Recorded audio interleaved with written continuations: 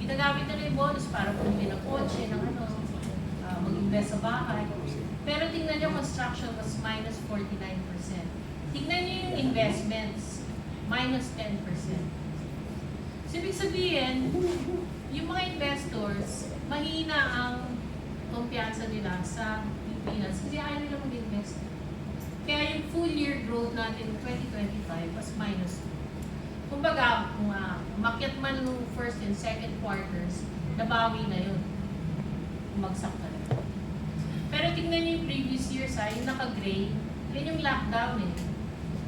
Kahit lockdown nun, yung economy natin, tumaas pa rin ng 5.7 at saka 7.6. So kasi, nung time na yun, marami pa nag-i-invest, kaya tingnan niyo yung growth nun, yung investments was 20% and 13%. So double digit pa. Pero nung ano na, nung kinalaunan, mag-umpisang 2023, bumaba na ng bumaba yung numero. Sino ba yung presidente ng 2023? So, makikita nyo talaga yung demarcation, yung linya ng mga numbers, talagang buwan ng 2023, bumagsak talaga lahat ng mga numero. So, next slide. Yan, mas kita dito. Kita nyo yung from 2023, talagang yung ano niya, yung growth rate, pabagsak na talaga. So, syempre, nung lockdown, bumagsak na yung economy. Wala kayong magagawa, walang ano nun eh. Kumbaga, frozen yung economy nun. So, okay lang yan. Pero nakita nyo, nakabangon din kagad. Nag 7.6% pa tayo ng 2022. Pero, sayang yung momentum, di ba? Kasi may momentum na biglang nag 5.8 noong 2022. So, dun ka magtataka na, bakit biglang bumagsak? Or, bakit biglang nag-slow down? Kasi ang potential ng Philippines, kaya natin. Kaya nag-retire na ako 2018 eh. Sabi ko, okay na Pilipinas. Hindi ko na kailangan ibenta. So, sabi ko, oh, sige, pwede na ako mag-retire. Tapos yan, ganyan na nakikita ko, nakakalungkot. Kasi kung ano yung pinaghirapan ko na benta ang Pilipinas sa mga banyaga para makapag-invest sila dito, nang hina. Next slide. So, syempre, yung mga investors, titignan nila ang cost of doing business. Magkano yung kailangan nilang, ano yung gagastusin nila pag nandito sila. So, okay naman yung inflation last year, the past few years, medyo mababa. Pero pag nakita nyo yung inflation, yung pinaka-left side, no? Pataas na siya. Pataas na inflation. Di-discuss ko pa yan mamaya. Yung peso, kita nyo, umalo na sa 60. Bababa pang value ng peso.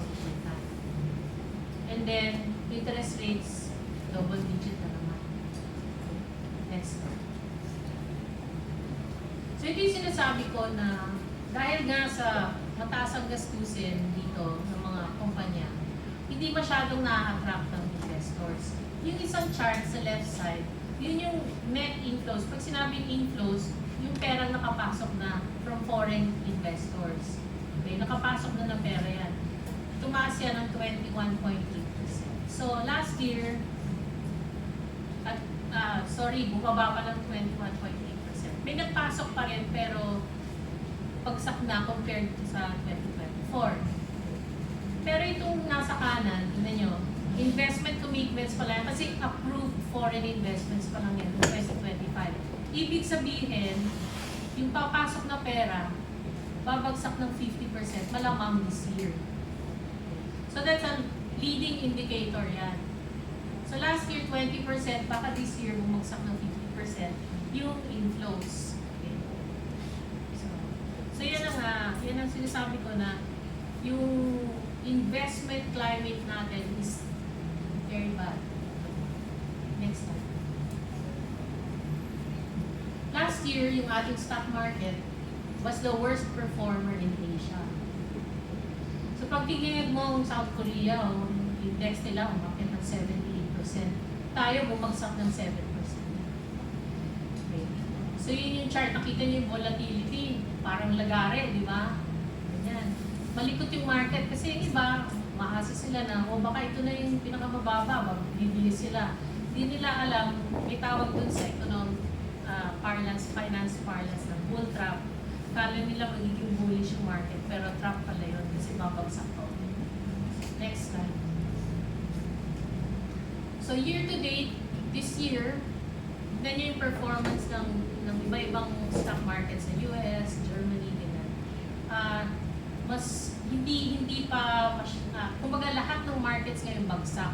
Okay?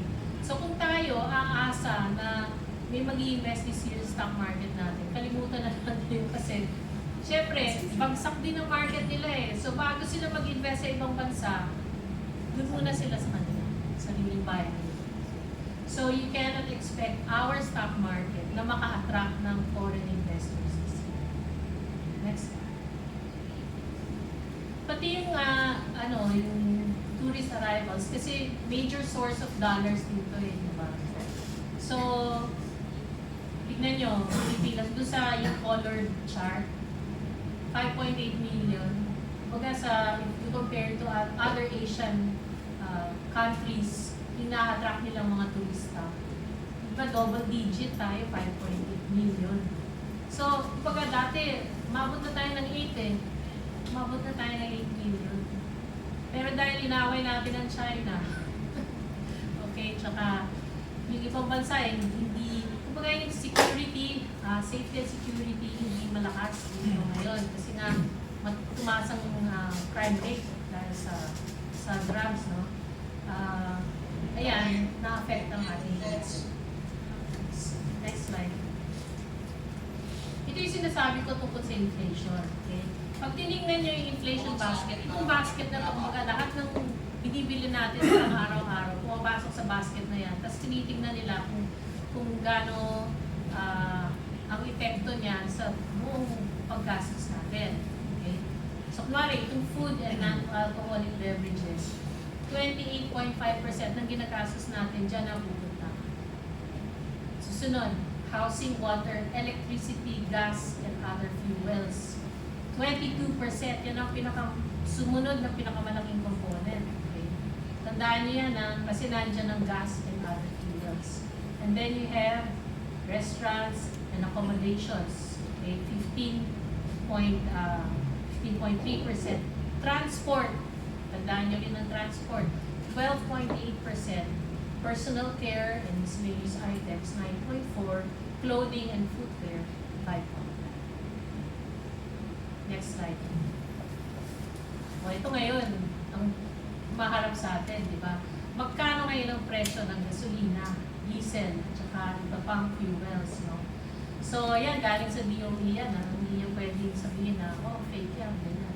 DOE na mismo. So, diesel, over 150 pesos na yata ngayon. Ang gasolina, more than 80 pesos, almost 90 na. So, yun ngayon ang mag-fuel, magpapatakbo ng inflation natin. Ano ba inflation? Inflation yung pagtaas ng presyo. So, kung 0 ang inflation, ibig sabihin hindi tumataas ang presyo. Kung 1% ang inflation, ibig sabihin tumaas ang presyo ng mga bilihin by 1%. Okay. So, last year, I think 2.4% tumaas. This year, pag tinignan mo yan, di ba? Almost 100% na inakyat ng fuel. Tapos nakita niyo yung inflation basket. Pinakamalaking component doon, fuel and transport. So, ibig sabihin, ang inflation natin, from something like single digit, pwede mag-double digit. Okay. Pwede siya mag-15 to 25% ang ating inflation. Tapos, ang sweldo, di tumataas. So, may imbalance ka na doon. So, ibig sabihin niyan, yung purchasing power natin, bumababa. Okay, next slide. Ito yung inventory ng ating fuel, no? So, sabi ng DOE, we have 45 days. So, from now until 45 days, anong month yun? End of April, di ba? Mga ganun, or early March. Hanggang ganun na lang yung ating the fuel. So, ang supply of gasoline and diesel will be good until mid-May